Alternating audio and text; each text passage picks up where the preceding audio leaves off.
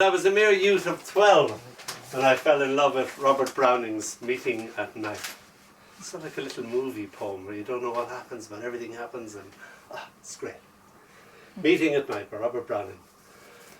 The grey sea and the long black land, and the yellow half-moon large and low, and the startled little waves that leap in fiery ringlets from their sleep, as I gain the cove with pushing prow and quench its speed in the slushy sand. Then a mile of warm sea-scented beach, 3 fields to cross till a farm appears, a tap at the pane, the quick sharp scratch and blue spurt of a lighted match, and a voice less loud through its joys and fears than the 2 hearts beating, each to each. I thought, that's gorgeous. And then, Meeting at Night, his follow-up to that is Parting at Morning by Robert Browning. Round the cape of a sudden came the sea, and the sun looked o'er the mountain's rim, and straight was a path of gold for him, and the need of a world of men for me. And I thought, I was in love. And then I got on to his first touches and all that sort of stuff, and I thought, maybe you're not in love as I thought. This is my Smell of Purple. We brought it out 5 years ago, launched it in New Delhi. Thanks, Sean. And it's called The Smell of Purple. That's my little girl in the cover. And she came in one day, and she basically said this. She says she can smell yellow. She says she can smell blue, despite not being able to spell either colour. Yellow smells the same as blue, like a wet kitty drying by the fire. Red smells like mummy when she kisses. Her kisses smell different when she kisses you. Then she smells like flames with little orange tips. Purple is my favourite smell. It smells just like a magic spell.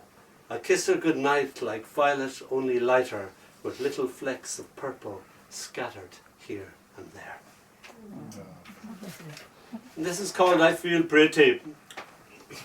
Oh, so pretty. She used to come in at 4 o'clock in the morning. She was only 3 and she'd jump on top of us. I don't know if you've ever been naked and had a pudgy little 3-year-old jump on top of your left testicle or your wife's left breast or stuff like that. Believe me, you wake up sharpish. So, we've been to a cocktail party, darling, and we were very, very hungover all together. And Tilly is not going to know these adults' ways, and she's going to come in just the same at 4 o'clock. That's called I Feel Pretty. Oh, so pretty.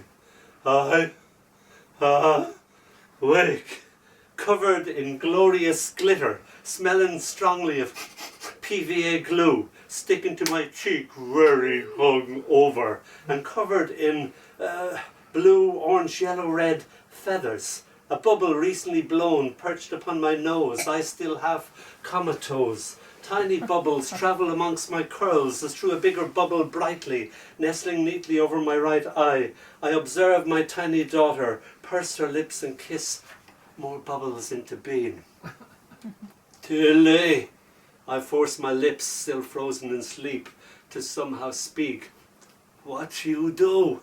You see, even my syntax and sentence structure is shot. She smiles sweetly. I'm prettying you. I must have looked a sight. This is called word bags. Richard does have no trouble. You don't have any trouble with your word bags, Richard? They're always full to fulfilment. He never runs out. Here on Saturday, she tells me, my Sunday words can't wait to be said. All my Saturday words are almost wasted. She lapses into silence.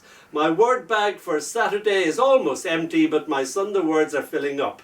Your Saturday words are almost all gone, I ask in adult disbelief. She nods a silent yes. And you've got a bag full of Sunday words filling up? Yet again she nods yes. At this astounding news, I discover my word bag is almost empty too. Both of us speechless now, waiting for Sunday's words to turn up.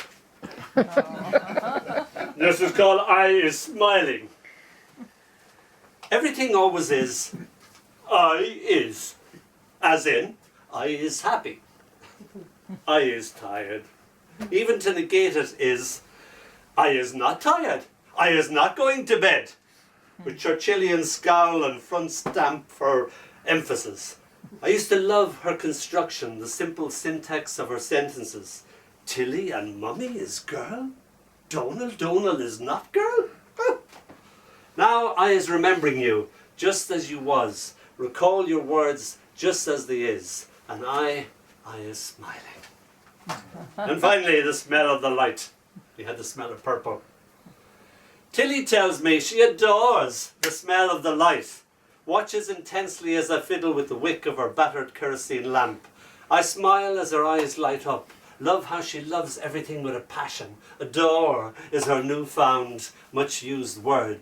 So now she adores the rich ritual of lighting the lamp and all its accordant magic. Hand in hand we scatter the darkness that snarls and reluctantly backs away, but then creeps back behind us, in its tongue lapping at us, licking its lips as if it would swallow us up. But it is afraid of the smelly light. The wind tries to blow us out. Scared, she clutches me all the tighter. I don't like the way the light makes the darkness darker. Her voice shivers. I catch her up in the crook of my arm. She cuddles closer as we walk towards the barn, adrift in a sea of darkness. We, the only speck of light, no stars tonight. We, the light of the world. The pregnant cow lowing as if it knows we are coming. Tilly nuzzles into me like a frightened little mouse, jumping when an owl demands of us. Ooh, ooh, ooh. Your chest is too tickly, she complains sleepily. Oh yes, my little chickadee, IWC feels her. This never fails to amuse her. Our intertwined laughter and the smell of the light, the spelling the darkness, the pregnant cow delighted to see us. Thank you. Thank you.